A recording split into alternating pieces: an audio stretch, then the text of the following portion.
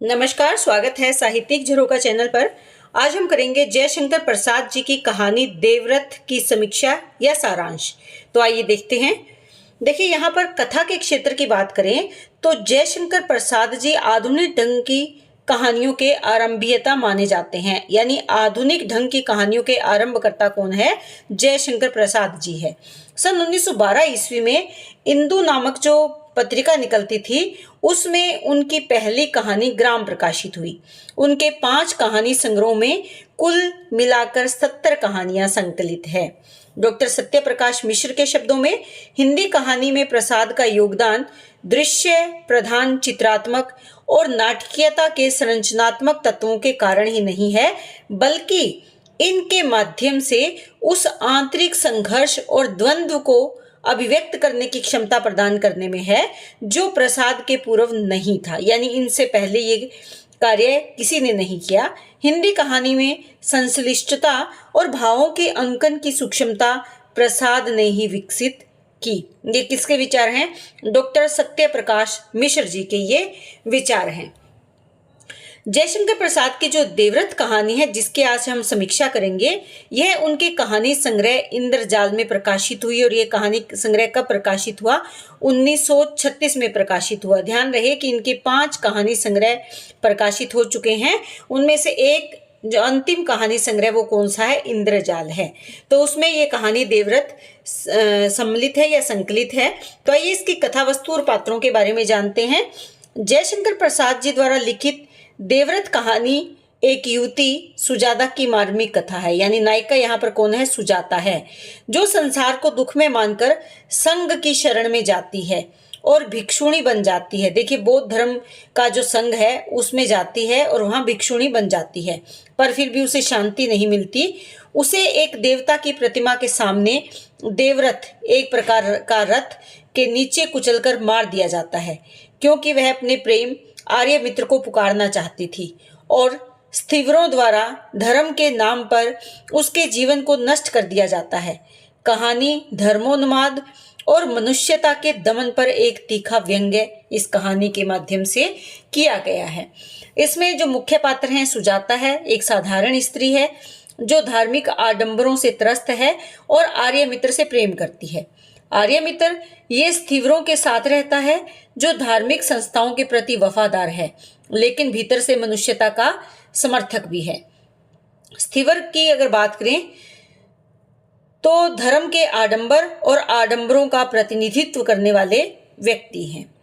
यहाँ पर सुजाता जो इस कहानी में चित्रित हुआ है उसमें मुख्य बातों की ओर ध्यान दें तो सुजाता का दुख और भिक्षुणी बनना ये इस कहानी में चित्रित किया गया है। जो सुजाता है ये संसार को दुखों से भरा मानती है और इन्हीं दुखों से बचने के लिए संघ की शरण में जाकर भिक्षुणी बन जाती है। उसका लक्ष्य क्या है? शांति प्राप्त करना, लेकिन उसे भिक्षुओं द्वारा शारीरिक शोषण का शिकार बनना पड़ता है, जिससे वह अकेली पड़ जाती है। आर्य मित्र के प्रति प्रेम का भाव। सुजाता के मन में आर्य मित्र के प्रति गहरा प्रेम है। एक दिन जब आर्य मित्र भी भक्ति भाव से देवव्रत की यात्रा में शामिल होता है, तब सुजाता उसे पुकारना चाहती है। धर्म के नाम पर दमन को इस कहानी में चित्रित किया गया है। जो स्थिवर हैं, स्थिवरों के द्वारा और पुजारियों के दल का आयोजन देवव्रत को यात्रा के लिए तैयार करता है। देवव्रत यानी देवताओं का रथ जिसको कहा गया है। यह यात्रा एक धार्मिक उत्सव है, लेकिन धर्म के आडंबर में मनुष्यता को दबाया जाता है, यानी मानवीयता का यहाँ पर अभाव है। सुजाता इसमें अपना बलिदान देती है।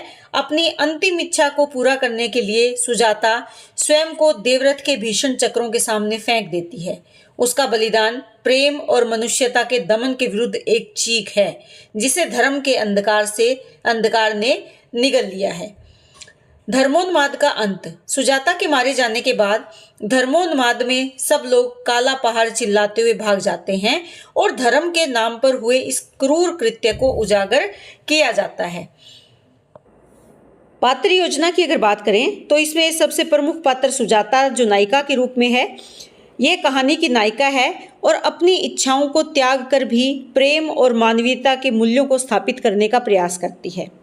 आर्यमित्र ये सुजाता का प्रेमी है जो अपने निजी स्वार्थ के कारण भिक्षु बन जाता है, लेकिन अंत में पाखंडी बनकर अपने प्रेम को भूल जाता है। स्थविर की बात करें तो बौद्ध धर्म के अनुयायी हैं और बिहार जहाँ पर वो लोग रहते हैं धर्म से संबंधित उसके प्रमुख हैं। भोग विलास और स्वार्थ में लिप्त है। देखिए, इस कहानी के माध्यम से ये दिखाया गया है कि धर्म की आड़ में किस प्रकार सामान्य जनता को बरगलाया जाता है। स्वयं जो धर्म के प्रतीक हैं वो भोग विलास में लिप्त रहते हैं और सामान्य जनता का शोषण करते हैं। देव विग्रह या देव रथ जो है ये रथ में रखी मूर्ति है। देव रथ में रखा हुआ जो विग्रह है ये मूर्ति है।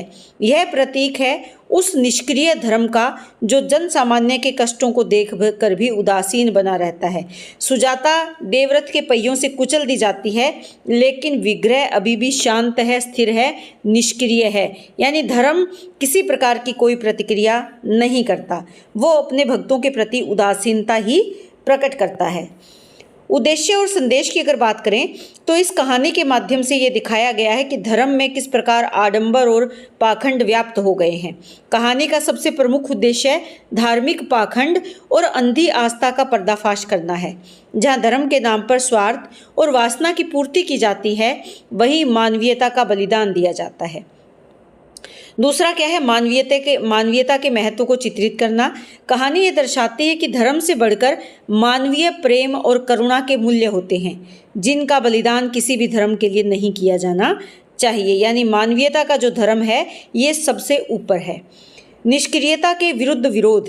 कहानी में निष्क्रिय और जड़ हो चुके धर्म के विरुद्ध सुजाता का बलिदान एक मूक विरोध है। यह दिखाता है कि जब व्यवस्थाएं विकृत हो जाती है तो उसका विरोध ज़रूरी हो जाता है, आवश्यक हो जाता है। यानी धर्म की निष्क्रियता सामान्य मानव को बरगला रही है। अगर धर्म में जीवंत विचार है या मानवीयता से भरे हुए विचार हैं तो सुजाता जैसी किसी भी स्त्री को बलिदान नहीं देना पड़ेगा। लेकिन यहाँ पर क्योंकि सुजाता का मूक विरोध उनके बलिदान के माध्यम से स्पष्ट हुआ है, तो ये धर्म की निष्क्रियता को दिखाता है। यहाँ पर अगर भाषा शैली की बात करें तो ऐतिहासिकता है इस कहानी में प्रसाद जी ने ऐतिहासिक दृष्टि और सांस्कृतिक चेतना को स्पष्ट रूप से दिखाया है, जो कि इनकी खास लेखन शैली है कहानीकार के रूप में। सांकेतिकता की अगर बात करें तो कहानी की भाषा में सांकेतिकता और प्रतीकात्मकता है। उदाहरण के लिए जैसे देवरथ और सुजाता का बलिदान दोनों प्रतीकात्मक है। देवरथ देवताओं का रथ जिसको कहा गया है, लेकिन उस पर रखा हुआ विग्रह निष्क्रिय है, और सुजाता जो भक्त के रूप में है परंतु वो भी क्या करती है, अपना बलिदान देती है। तो दोनों यहाँ पर प्रतीकात्मक रूप में है। काव्य सौंदर्य की अगर बात करें तो प्रसाद की कहानियों में हमेशा की तरह इसमें भी काव्य सौंदर्य और चित्रात्मकता का समावेश किया गया है। देखिए, संघर्ष और त्रासदी का चित्रण इसमें हुआ है। धर्म बनाम मानवीयता का संघर्ष इसमें दिखाया गया है। कहानी में सबसे बड़ा संघर्ष धर्म के पाखंड और मानवीय प्रेम के बीच में है। सुजाता का प्रेम अंततः पाखंडी धर्म से हार जाता है। सुजाता जो है वो सच्चा प्रेम करती है, लेकिन उसका प्रेमी भी धर्म के पाखंड के आडंबर को ओढ़ लेता है। त्रासदी की अगर बात करें तो कहानी का अंत सुजाता के देवरथ के पहिए के नीचे कुचल जाने से होता है। ये एक मार्मिक त्रासदी है और दर्शाती है कि स्वार्थ, पाखंड और अंधी आस्था का अंत दुखद ही होता है। निष्कर्ष अगर देखें इसका तो देवरथ एक ऐसी कहानी है जो धर्म के नाम पर होने वाले पाखंड, प्रेम का बलिदान और सामाजिक विसंगतियों को उजागर करती है। यह प्रसाद जी की एक महत्वपूर्ण कहानी है जिसमें उन्होंने प्रतीकात्मक ढंग से समाज के गहरे सच को प्रस्तुत किया है। तो उम्मीद करती हूँ कि प्रश्न आपके लिए उपयोगी होगा। इसी तरह चैनल से जुड़े रहें, लाइक करें, शेयर करें और सब्सक्राइब ज़रूर करें।